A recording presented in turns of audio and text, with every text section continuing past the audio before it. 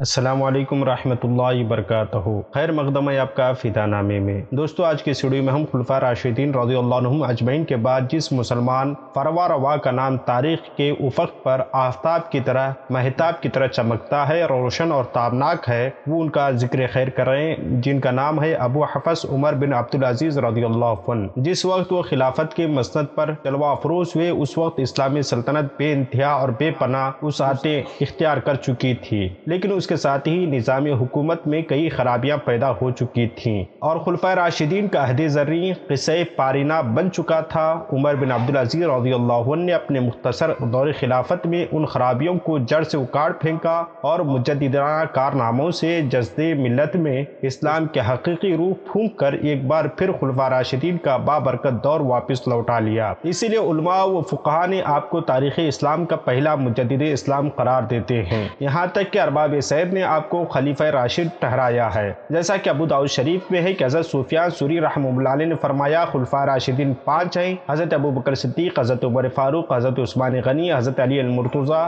اور حضرت عمر بن عبدالعزیز رضی اللہ عنہم۔ حضرت عمر بن عبدالعزیز رضی اللہ عنہ کے والد مسلسل 21 برس تک مصر کے گورنر رہے۔ دولت و ثروت کی فرما روانی تھی، لہٰذا ناز و نام کے ساتھ اور پرعیش ماحول میں آپ کی پرورش اور تربیت ہوئی، جس کا اثر خلیفہ بننے تک قائم رہا۔ وہ ایک نفیس طبع، خوش پوش مگر صالح نوجوان تھے۔ عہد شباب میں اچھے سے اچھا لباس پہنا کرتے تھے، دن میں کئی پوشاک بدلا کرتے تھے، خوشبو کو بے حد پسند فرماتے تھے، جس راہ سے آپ گزر جاتے تھے وہ فضا سے مہک جاتی تھی۔ خلافت کا بار گرا اٹھاتے ہی فرض کی تکمیل کے احساس نے آپ کی زندگی بالکل بدل کر رکھ دی۔ وہی عمر جو نفاست پسندی اور خوش لباسی میں اپنا ثانی نہیں رکھتے تھے، جو خوشبو کے دلدادہ تھے، جن کی چال امیرانہ آن بان کے آئینہ دار تھی، جن کا لباس فاخرانہ تھا، اب آپ سراپا عجز و نیاز تھے۔ سلیمان کی تجہیز و تکفین کے بعد پلٹے تو سواری کے لیے اعلیٰ ترین گھوڑے پیش کیے گئے، مگر حضرت عمر بن عبدالعزیز رضی اللہ عنہ نے ان پر سوار ہونے سے انکار کر دیا اور کہا میرے لیے میرا خچر ہی کافی ہے، اور انہیں واپس بیت المال میں داخل ہونے کا حکم دیا۔ جب افسر پولیس نیزہ لے کر آگے روانہ ہوا تو اسے ہٹا دیا اور کہا میں بھی تمام مسلمانوں کی طرح ایک عام مسلمان ہوں۔ پھر جب سلیمان کے اثاثہ کو ورثہ میں تقسیم کرنے کی تجویز کی گئی تو آپ نے سارے سامان کو بیت المال میں جمع کرنے کا، داخل کرنے کا حکم صادر فرمایا۔ واپسی کے وقت دستور کے مطابق خیال تھا کہ وہ قصر خلافت میں ضرور داخل ہوں گے، لیکن حضرت عمر بن عبدالعزیز رضی اللہ عنہ اس کے بجائے یہ کہہ کر روانہ ہو گئے کہ میرے لیے میرا خیمہ ہی کافی ہے۔ خیمے کے اندر داخل ہوئے، آپ کی ملازمہ نے چہرہ دیکھ کر اندازہ لگایا کہ آپ پریشان ہیں۔ پوچھا تو کہا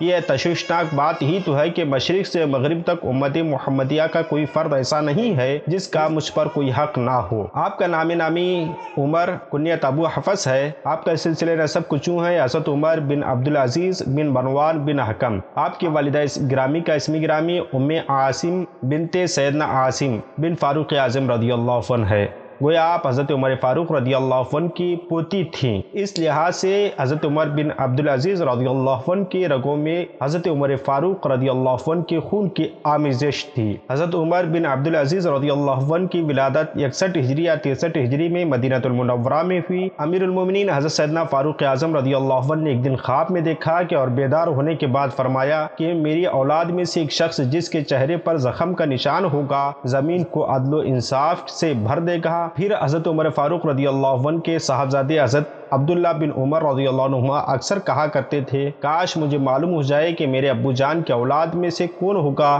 جس کے چہرے پر نشان ہوگا اور زمین کو عدل و انصاف سے بھر دے گا۔ وقت گزرتا رہا، فاروقی خاندان حضرت عمر فاروق رضی اللہ عنہ کی خواب کی تعبیر دیکھنے کا منتظر رہا، یہاں تک کہ حضرت عاصم بن عمر رضی اللہ عنہ کے نواسے حضرت عمر بن عبدالعزیز رضی اللہ عنہ کی ولادت ہوئی۔ حضرت عمر بن عبدالعزیز رضی اللہ عنہ کے والد گرامی کا اسم گرامی عبدالعزیز اور مصر کے گورنر تھے، بہت ہی نیک سیرت انسان تھے۔ انہوں نے حضرت صالح بن کیسان رضی اللہ عنہ کو حضرت عمر بن عبدالعزیز رضی اللہ عنہ کا استاد مقرر فرمایا۔ حضرت صالح نے آپ کی تعلیم و تربیت کا خوب حق ادا فرمایا چنانچہ حضرت عمر بن عبدالعزیز رضی اللہ عنہ نے بچپن ہی میں قرآن پاک حفظ کرنے کی سعادت حاصل کر لی۔ اس کے ساتھ ساتھ حضرت عمر بن عبدالعزیز رضی اللہ عنہ حضرت عبداللہ بن عمر، حضرت سیدنا انس بن مالک، سعید بن یزید اور سعید بن مسیب وغیرہ رضی اللہ عنہم اجمعین جیسے جلیل القدر صحابہ اور تابعین کے حلقے درس میں داخل ہوئے۔ اس طرح ان بزرگان دین کی صحبت بابرکت میں قرآن و حدیث اور فقہ، عربی ادب، لغت وغیرہ کی تعلیم مکمل کر کے حضرت سیدنا عمر بن عبدالعزیز رضی اللہ عنہ نے وہ مقام حاصل کیا کہ آپ کے ہم عصر بڑے بڑے محدثین کو بھی آپ رحمہ اللہ علیہ کے فضل و کمال کا اعتراف رہا۔ چنانچہ علامہ ذہبی رحمہ اللہ علیہ کا فرمان ہے، حضرت عمر بن عبدالعزیز رضی اللہ عنہ بہت بڑے امام، فقیہ اور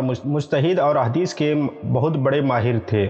اس وقت کے جید علماء و مشائخ اہم مسائل کے حل کے لیے حضرت عمر بن عبدالعزیز رضی اللہ عنہ کی خدمت میں حاضر ہوا کرتے تھے۔ ہر وقت امت مسلمہ کے حقوق کی نگہداشت اور اللہ تعالیٰ کے احکامات کی تعمیل اور نفاذ کی فکر دامنگیر حضرت عمر بن عبدالعزیز رضی اللہ عنہ کو رہتی تھی، جس کی وجہ سے ہمیشہ چہرے پر پریشانی اور ملال کے آثار دکھائی دیتے تھے۔ اپنی بیوی فاطمہ کو حکم دیا تھا کہ تمام زر و جواہرات بیت المال میں جمع کر دو ورنہ مجھ سے الگ ہو جاؤ۔ وفاشار اور نیک بیوی نے تعمیل کی۔ گھر کے کام کاج کے لیے کوئی ملازمہ مقرر نہ تھی، تمام کام ان کی بیوی خود کیا کرتی تھی۔ الغرض آپ کی زندگی درویشی اور فقر و استغنا کا نمونہ ہو کر رہ گئی۔ آپ کی تمام تر مساعی اور کوششیں اس امر پر لگی ہوئی تھی وہ ایک بار پھر سنت فاروقی اور عہد فاروقی کی یاد تازہ کریں۔ آپ کی اس پاکیزہ زندگی اور کارہائے نمایاں کی بدولت ہی پانچویں خلیفہ راشد کے قرار پائے۔ آپ کا وصال بروز بدھ 25 رجب المرجب 101 ہجری